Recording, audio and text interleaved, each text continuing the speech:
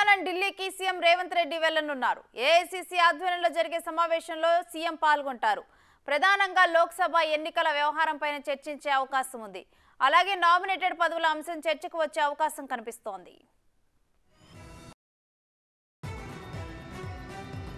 ఇక ఇదే అంశానికి సంబంధించి మరింత సమాచారం మా డిప్యూటీ బ్యూరో చీఫ్ సాదిక్ అందిస్తారు. సాదిక్, సీఎం రేవంత్ రెడ్డి ఢిల్లీ పర్యటన గురించి డీటెయిల్స్ ఏంటి?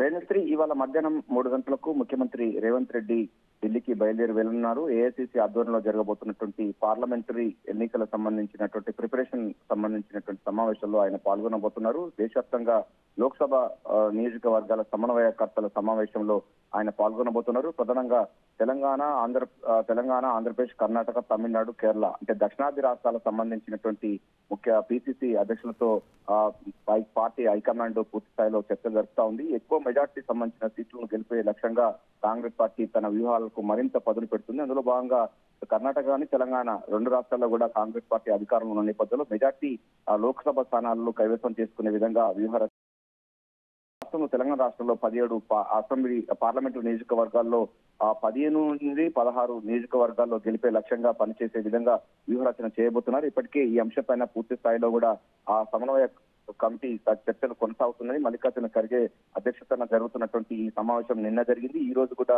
జరుగుతున్నది. ముఖ్యమంత్రిగా అదేవిధంగా పిసిసి చీఫ్ గా ఆయన హాజరు కాబోతున్నారు.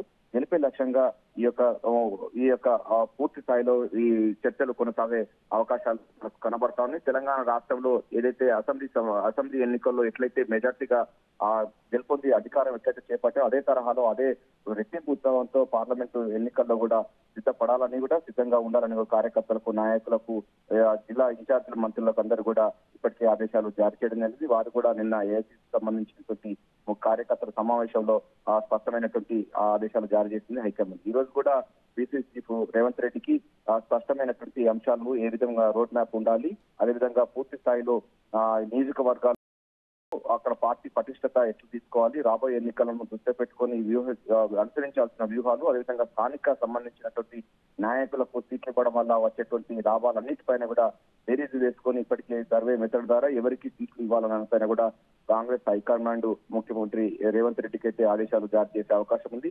గెలిపే లక్ష్యంగా పార్టీ పనిచేయాలి. అదేవిధంగా దీంతో పాటుగా అసెంబ్లీ ఎన్నికల్లో చాలా మట్టుకు కార్యకర్తల నాయకులందరూ కూడా కృషి చేసిన నేపథ్యంలో వారికి కూడా నామినేట్ పదవులు సంబంధించి ఇచ్చే అవకాశం ఉంటుంది.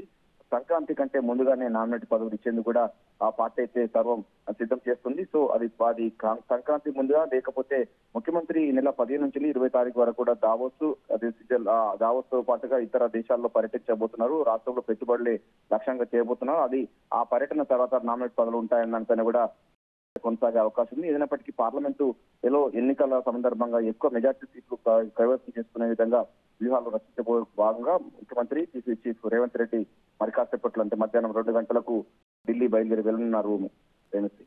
Right, thank you Sadiq.